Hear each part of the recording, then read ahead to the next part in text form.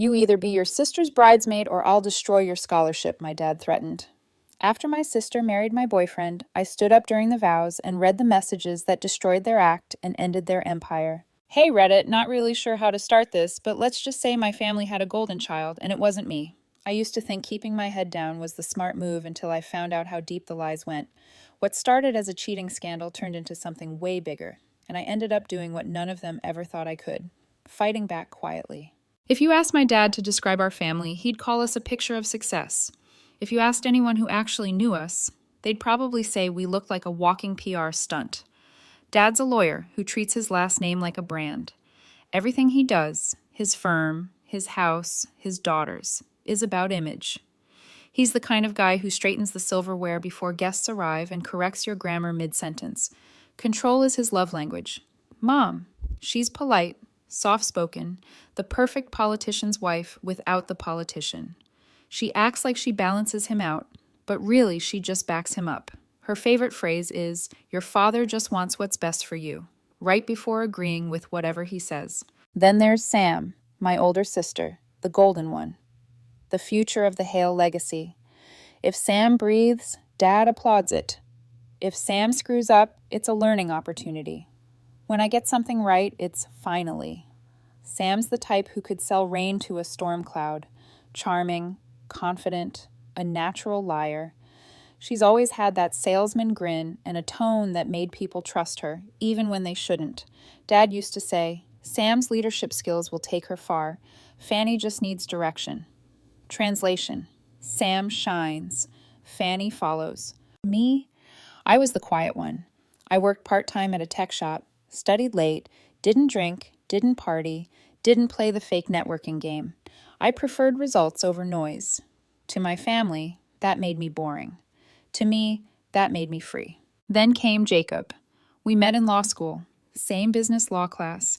Same sarcasm about professors who thought PowerPoint slides were personality. By then, I was a 2L on a firm-funded scholarship, one dad's connections technically controlled, even though I'd earned it myself. Jacob was ambitious, sharp, and confident without being fake. 3 years together, and he was the first person who made me feel like I wasn't the backup Hale. He'd say things like, "You don't need to be loud to be seen, Fanny." And I believed him. For a while, he actually fit into my life. He even met my family. That's when things started changing. Sam took one look at him and turned into Ms. Charming. At first, it was small stuff, helping him carry plates at dinner, complimenting his tie, jokingly calling him the smarter Hale boyfriend. I brushed it off. Sam flirts with everyone. That's her thing. But then Jacob started dressing up every time we went to family events. Not casual slacks, full effort. Jacket, cologne, watch. And he laughed at everything Sam said. Every single thing. One night at a dinner my dad hosted for some firm clients, I caught Sam whispering something to him. He grinned and covered his mouth like a teenager. I told myself I was overthinking. I had to be, because the alternative meant my sister was crossing a line even she wouldn't touch. Over the next few weeks, Jacob started helping Sam with firm projects. Apparently, Sam was mentoring him because he was interested in corporate law. Yeah, sure. Then came the night I stopped pretending everything was fine. It was a Thursday. Jacob said he was staying in to finish a report. I swung by his place after work with his favorite takeout because I'm the kind of idiot who still tries even when something feels off.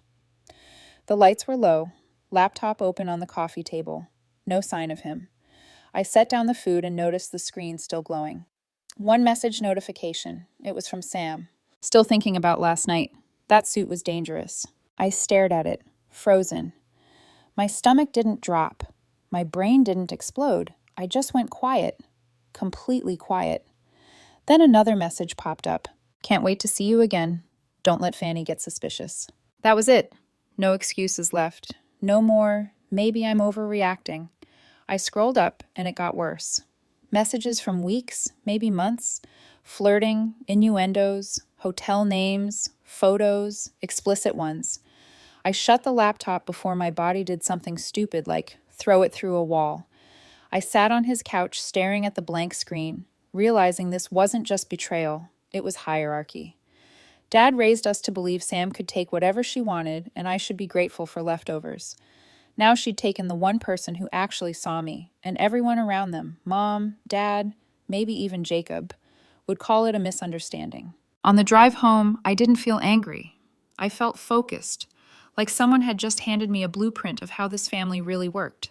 Dad controlled, Mom excused, Sam took. And I was supposed to stay quiet. They'd built this system for years. They just forgot I was paying attention. The next morning, I decided I was done pretending. I drove straight to Jacob's apartment. He opened the door, looking half guilty, half annoyed, like I was the one ruining his morning. "Fanny, can we not do this right now?" he said, tugging at his t-shirt. I didn't answer. I walked in, opened his laptop, and turned the screen toward him. The last message from Sam was still there. "Don't let Fanny get suspicious." His face went pale. Then he did what cheaters always do. He played the victim. "I didn't mean for this to happen," he said, voice cracking on cue. You're too quiet sometimes. Sam's confident, and I got caught up in it." I almost laughed. Too quiet. That's what they always said about me. "Right," I said. "You accidentally texted her hotel names for 6 months. Happens to everyone." He tried to grab the laptop, but I pulled it away. "Relax. I already backed everything up." His jaw dropped. "You what?" "Don't worry," I said. "I'm not posting anything. Yet." He looked angry now, more embarrassed than sorry. "You can't hold this over me, Fanny." "Hold it over you?" I said. "No, Jacob, I'm just collecting data." I left before he could respond. By the time I got home, Dad was waiting in his office, sitting behind his desk like a judge. Mom stood off to the side, pretending to tidy papers she'd already stacked 3 times. Sam was leaning against the wall, smug as always. "Jacob called me," Dad started. "He's upset." "I'll bet he is," I said, crossing my arms. He gave me that disappointed look he reserved for when I didn't play his game. "Fanny, I don't know what you think you saw, but your sister assures me there's been a misunderstanding." "Yeah," Sam added, smirking. "He came on to me. I told him to back off." I stared at her, amazed she could lie that easily. "You told him to back off before or after the hotel photos?" Mom gasped. Dad slammed his hand on the desk. "Enough. You will not embarrass this family with wild accusations. Do you understand me?" "Embarrass the family?" I said. "You mean tell the truth?" He stood up, towering over me like that still worked. "You're not ruining your sister's happiness over a man. Whatever happened, it's in the past." "Past?" I repeated. "It's still happening." Sam smirked again. "Not anymore. We're engaged." The room went quiet. My ears rang. "Engaged?" I said slowly. "You mean to the man you were sneaking around with behind my back?" Dad stepped in. "Fanny, you'll congratulate your sister like a woman and be her bridesmaid, or you'll find out how quickly I can cancel your scholarship." My law scholarship. The one thing I'd earned on my own, except it was funded through our family foundation, which meant he still controlled it. "Let me get this straight," I said. "You want me to stand at their wedding like a prop?" "You'll be a bridesmaid," he said, pointing a finger at me. "You'll smile, you'll show respect, and you'll stop this nonsense. I've worked too hard to have you destroy what this family stands for." I nodded slowly. "Yeah, Dad. Wouldn't want to ruin the family image." He relaxed, thinking I'd given in. Sam grinned. Mom sighed with relief. And for a split second, they thought I was back under control. But I wasn't. That night, I opened my laptop and got to work. I already had copies of the text between Jacob and Sam, but I needed more. I started digging. A few days later, I stopped by the firm to drop off some papers Dad wanted reviewed. Sam was out meeting a client, which usually meant flirting or bragging somewhere. Her office door was open, laptop still on. I shouldn't have looked, except of course I did. On the desktop was a folder labeled Mentorship Notes, probably stuff for her internship portfolio. She'd gotten into the habit of recording mock pitches and client briefings to practice presentation tone, as she liked to brag. Most clips were harmless rehearsals, but one caught my attention right away. Jacob's voice. "Dean Mitchell loves me, man. I can use this relationship to impress him, show him I can handle corporate strategy. Mitchell eats that up. He practically worships the ground I walk on." Dean Mitchell. The name hit me fast. He was a big deal in law. Respected, connected to my dad's firm. Jacob had interned under him last summer. Another clip had Jacob laughing to someone else. "I'm learning to manipulate people like Hale does. It's all about control. Keep them grateful. Keep them quiet." I plugged in my USB drive and copied everything before locking the laptop again. By the time I got home, I had proof that Jacob wasn't just a cheater. He was building his entire career on manipulation. Using Sam, using Dad's firm, even using Mitchell's trust. I organized everything. Dates, messages, even timestamps. I saved it to a folder named Insurance. Then I made 3 encrypted backups, one on a USB, one in the cloud, and one hidden in plain sight in my email drafts. If I was going to take them down, I'd do it cleanly. No screaming, no public fights, just facts. A week later, Dad called a family dinner. Jacob was there wearing a ring like he hadn't just detonated my life. He tried smiling at me. I ignored him. Dad announced the engagement like it was a business merger. We're proud of Sam and Jacob. This union represents strength, partnership, and the continuation of what we've built. What they'd built. Lies, manipulation, control. Sam looked at me across the table and said, "I hope you'll be there for me, little sister." I smiled back. "Oh, I'll be there." Everyone relaxed again. They thought the storm had passed. But I wasn't planning to ruin their wedding with drama. I was planning to end the whole system. The perfect image, the fake morals, the lies about family first.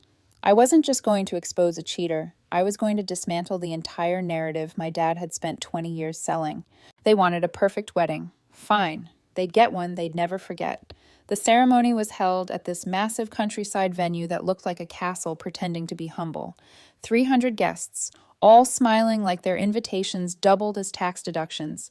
It was exactly the kind of show Dad lived for. He'd been bragging about it for weeks. "My daughter's wedding will be the event of the season," he said, which really meant, "Look at how powerful I am." When I arrived, the staff handed out champagne, and people whispered compliments about Sam and Jacob being the perfect couple. I didn't even bother correcting them. The truth was coming anyway.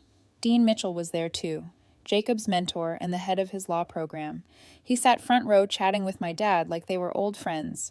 I'd only met him twice, but he'd always treated me respectfully, unlike my father's colleagues, who looked at me like the backup plan. Sam saw me across the room and grinned, like someone who just won a game she'd rigged herself. "Glad you made it, sis," she said, brushing a speck off my shoulder. "You're not still mad, right?" "Mad?" I said. "Nah, wouldn't miss your big day." She didn't notice the USB in my pocket or the folder on my phone labeled Insurance. A few minutes before the ceremony, Dad cornered me near the hallway that led to the bridal suite. He was holding a printed version of my scholarship contract like it was a weapon. "You will smile," he said, face inches from mine. "You will be a bridesmaid, and you will give the toast I approved. You pull anything today, and that scholarship is gone tomorrow. Do you understand me?" I looked at him and smiled. Crystal clear. He glared, trying to figure out if I meant it. Then he turned away, straightening his tie. I could see Sam through the half-open door, laughing with her bridesmaids like this was the happiest day of her life. I walked to my spot at the altar wearing a pale gray dress that Sam had picked out months ago, back when she still pretended to be my sister. She said the color brought out my eyes. Now it just brought out the irony. The guests filled the seats, the music started, and Sam walked down the aisle on Dad's arm, glowing like she hadn't burned everything around her to get here. Jacob looked at her the way people look at trophies. When the officiant started talking about love, loyalty, and commitment, I actually had to stop myself from laughing. I felt Dad's eyes on me, a silent warning from the front row. Mom sat beside him, hands folded tight, pretending this was normal. Then came the line. "If anyone here has any reason why these two should not be joined in holy matrimony, speak now or forever hold your peace." The room went quiet, and I took a step forward. "I do," I said clearly. Every head turned. The sound of chairs shifting echoed through the hall. Sam froze halfway through a controlled smile. I pulled out my phone. "Before you say I do, Jacob, I think we should let everyone know what kind of couple we're celebrating today." Dad's face went red instantly. "Fanny, sit down." I wasn't listening. I opened the messages, the ones I'd backed up months ago, and read aloud. "Can't believe Fanny actually thinks I care about her," Jacob wrote. "I'm just using this to impress Dean Mitchell. The guy practically worships me. Once I'm in his pocket, I can get anything." Gasps spread through the room like a wave. Mitchell's head snapped up. Confusion tightened his expression as I scrolled further. "Sam's perfect for PR," Jacob had texted. "Mitchell loves seeing me with a smart woman. Makes me look stable." A low stir moved through the crowd. Phones went up. Someone near the back started recording. Dad stood. "That's enough." I ignored him and kept going. "Told Sam we'd be the power couple everyone envies. Mitchell will probably fast-track me to a partnership after this." Sam took a step forward. "Those are fake," she said loudly, voice cracking. "She's just jealous." Dean Mitchell was already standing. "Let me see that," he said. His voice was calm, but the room went dead silent. I walked down the aisle and handed him my phone along with the USB I'd brought, packed with messages, recordings, and the falsified internship files I'd found in Sam's mentorship notes folder. Mitchell scrolled through the folder for a solid minute, his expression shifting from confusion to disgust. Then he looked at my dad. "Did you know about this?" Dad didn't answer. Mitchell turned to the crowd. "These messages reference academic misconduct, falsified internship reports, name-dropping my mentorship for personal gain, and bragging about unethical use of firm resources." He looked directly at Jacob. "You're done. Pending formal review effective immediately, your placement and recommendation are suspended. There will be a full investigation of your academic record." The entire room erupted. Guests whispered, phones recorded. Someone gasped, loud enough to echo. Sam's bouquet trembled in her hand. Jacob shouted something about lies and manipulation, but nobody was listening. Mitchell handed the phone back to me. "You handled this the right way," he said quietly. "I'll be in touch." Security showed up a few minutes later to escort Jacob out after he had an angry meltdown. He started shoving chairs. The centerpieces shook, and a flute of champagne went flying. Sam collapsed onto a chair, mascara streaking. Mom just sat there frozen. Dad looked like a man watching his entire reputation slide off a cliff. I didn't stick around for the cleanup. I walked straight out the main doors while everyone else tried to process what just happened. Behind me, people were whispering. The string quartet had gone silent, and the officiant stared at his book like it had personally betrayed him. Outside, the air was cool. The parking lot was full of expensive cars that suddenly felt pointless. I looked back once through the glass doors. The perfect family falling apart in front of 300 witnesses. They wanted a perfect wedding. They got a public execution instead. By the next morning, the video was everywhere. Someone had filmed the whole thing. My "I object" moment, the text readings, Dean Mitchell's public takedown of Jacob. TikTok, Twitter, you name it. The caption under one post read, "Woman exposes cheating sister plus fiancé and nukes a law career during the vows." The clip had over 500,000 views before breakfast. While I was sipping coffee in my apartment, my phone buzzed nonstop. Old classmates, coworkers, even random strangers sent messages like, "You're a legend, and that speech deserves an award." Dad didn't think it was funny. By noon, the firm's social media pages were flooded with comments. People were tagging legal associations asking why Hale and Partners was employing frauds. Jacob's family, old money, the kind who only cared about image, quietly pulled their promised investment from Dad's firm, and Dean Mitchell moved fast. By the end of the day, he announced an official internal review into Jacob and forwarded evidence about my father's shop to the State Bar's disciplinary board. "Academic misconduct and professional misrepresentation," the email said. It didn't even take 24 hours for things to start unraveling. Dad called me at 10 p.m. I let it ring twice before answering. "Do you have any idea what you've done?" he said, voice half rage, half panic. "Yeah," I said. "I told the truth." He exhaled hard. "You humiliated your family in front of hundreds of people. The firm is losing clients. Jacob's backers pulled funding." "That's funny," I cut in. "You mean the same people who helped your golden child cheat her way into everything?" He was quiet for a second, then, "This isn't the time for pride, Fanny. Fix this. Call Dean Mitchell. Tell him it was exaggerated." "Why would I do that?" "Because Jacob's career is over," he snapped. "Because your mother can't show her face at the club. Because I spent 25 years building a firm that you just destroyed." I leaned back in my chair. "Then maybe you should have spent some of those years raising decent people." He hung up. The next day, the firm's name was plastered all over the news. Law student exposed for academic fraud linked to partner's family firm. Reporters camped outside the building. Clients canceled contracts, and Jacob was suspended from his law program pending investigation. Sam's carefully curated social feeds went dark. Apparently, no company wanted to deal with the PR mess that came with being the wedding girl. Mom deleted her Facebook. Dad shut off comments. But the internet doesn't forget. Every few hours, new videos popped up. Memes, edits, dramatic reenactments of the aisle scene. My personal favorite was titled, "How to Nuke Your Sister's Wedding in Under 3 Minutes." 2 days later, Mom showed up at my apartment. I almost didn't answer the door, but the knocking wouldn't stop. When I opened it, she looked wrecked. "Fanny," she said, voice trembling, "we need to talk." "About what?" I asked. The public execution or the family cover-up? She winced. You don't have to be cruel. I learned from the best. She stepped inside without asking. Your father is devastated. Jacob, he's suspended. Sam is... She can't stop crying. Everything is falling apart.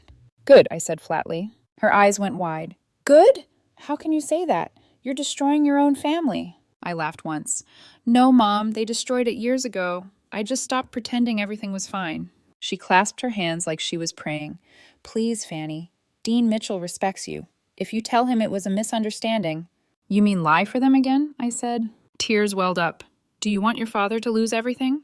Maybe he shouldn't have built everything on fraud. She looked at me like she didn't recognize me, which was ironic, because this was the first time I'd actually been myself. When she realized I wasn't giving in, she left quietly, muttering something about shame and forgiveness. That night, my phone buzzed again, this time with an unknown number. I almost ignored it until I saw the message. Ms. Valazzillo, this is Dean Mitchell. I'd like to speak when you have a moment. I called him back immediately. Ms. Valazzillo, he said in his usual calm tone. I'll be direct. I owe you an apology. Apology? I said, surprised. Yes, I believe the wrong people. Your family presented a very different image to the academic community. You exposed what many of us should have seen sooner. He paused. I'd like to offer you a full scholarship to our law program. You'll also receive a research position under my mentorship. No strings attached. For a second, I didn't say anything. I just stared at the wall, realizing I'd just been handed everything they tried to take. When we hung up, I sat there for a long time. The same man Dad used to name drop in every conversation was now the one giving me the opportunity he'd tried to bury. By the weekend, the firm had officially lost 3 major clients. Dad's partners were quietly withdrawing. Jacob was suspended. Sam had vanished from social media. I packed a small bag, laptop, clothes, USB drives, everything that mattered. As I zipped it shut, I thought about all the years I'd spent being told I was a disappointment. For the first time, that label didn't sting. See you at the next family photo op, I told the empty room, and smiled at the silence that answered back. Months passed, long enough for the headlines to fade, but not long enough for anyone to forget. Dad's firm was bleeding money. Lawsuits started rolling in from ex-clients who claimed they'd been misled about credentials and partnerships. The once Golden Hale and Partners logo came down from the building one afternoon, replaced by a sad for lease banner. I saw it on my way to class and had to laugh. Mom's social circle collapsed next. The same people who used to fawn over her at charity luncheons stopped returning calls. Apparently being married to the disbarred partner of a disgraced firm wasn't good for image. And Sam, she became a walking cautionary tale.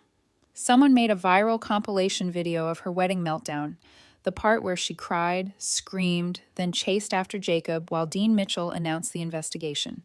It was everywhere. People called her the fraudulent bride. There were even t-shirts. Her name, once tied to prestige, was now a punchline. Jacob's life fell even harder. He tried transferring to another law program, but the investigation followed him. Word travels fast in legal circles, and reputations stick. His internship offers vanished. His social media went silent. Within months, they were both ghosts. I, on the other hand, kept moving. Law school under Dean Mitchell's mentorship was the first thing that actually felt earned. No family name, no manipulation, just my own work. I studied, interned, built new connections, and when people asked about the scandal, I just said, family drama. I learned a lot from it. About a year after the wedding, I got a message from Sam. It was short, hesitant. Fanny, I don't expect you to forgive me. I just wanted to say I'm sorry. I ruined everything. Jacob's gone. I lost my job. Dad blames me for everything. Please, can we talk? I read it twice, then archived it without replying. I wasn't cruel. I was done.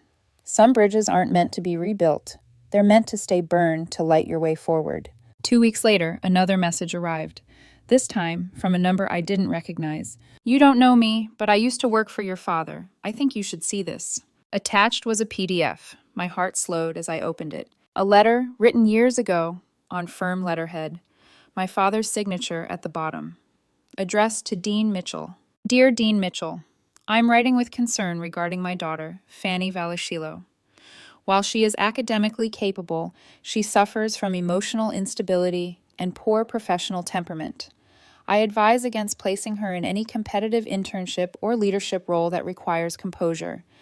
My eldest daughter, Samantha, is far more suited for such opportunities. I stared at the screen. My father had sabotaged me long before any of this happened. He hadn't just preferred Sam. He'd actively destroyed my chances to stand on my own. The message included email threads, too. Communications between Dad and other firms, quietly discrediting me whenever I applied somewhere. The betrayal wasn't new.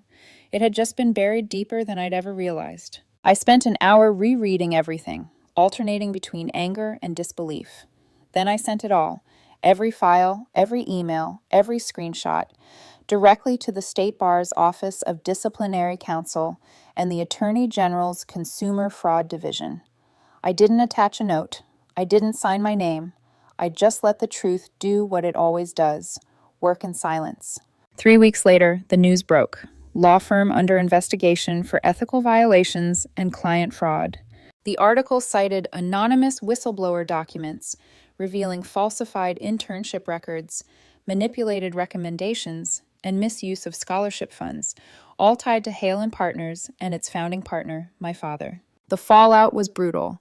His law license was suspended pending review. 2 partners resigned immediately. My mother left town for a wellness retreat, which was code for hiding. Sam shut down her accounts again. Dad tried to call. I didn't answer. His voicemail was exactly what I expected. Not regret, just desperation. Fanny, I know it was you. Whatever you think you're doing, you're making a mistake. You're destroying everything we built. Then quieter. You'll regret this. But I didn't. Because for once, everything he built was collapsing under the weight of his own lies. 6 months later, the firm closed for good. Court orders froze their trust accounts. Former clients sued. Dad's bar license was formally revoked. His face disappeared from every directory and every glossy magazine where he once preened beside phrases like pillar of ethics. Mom moved in with her sister in another state. Sam tried starting an online consulting brand, but it tanked before launch. The name Hale, once powerful, had become a warning. Meanwhile, I was thriving. I finished law school at the top of my class, passed the bar, and accepted a position at a respected firm that actually valued integrity. Dean Mitchell wrote my recommendation himself. She's the most composed student I've ever mentored, he told the board. Calm under pressure, relentless with the truth. I rented a small apartment downtown. Quiet, minimalist, mine. No family name on the lease. No expectations, just peace. A year later, I walked past the old Hale & Partners building one last time. The windows were papered over. Dust coated the marble sign. The gold letters spelling out Hale had been pried off, leaving faint outlines where their legacy used to be. I stood there for a minute, remembering the girl who once begged for approval in those same hallways. The one who was told to be quiet, to follow orders, to play nice for the sake of appearances. Then I turned away. I didn't feel triumphant, I felt free. Sam's betrayal had taken years from me. Dad's control had taken more. But in destroying the image they worshipped, I'd finally built something real. A life defined by honesty, not performance. And if there's one thing I learned through all of it, it's this. Sometimes silence isn't submission, it's strategy. Calm doesn't mean weak, it means patient, calculated, dangerous in stillness. They called me quiet. Turns out quiet is what buried them.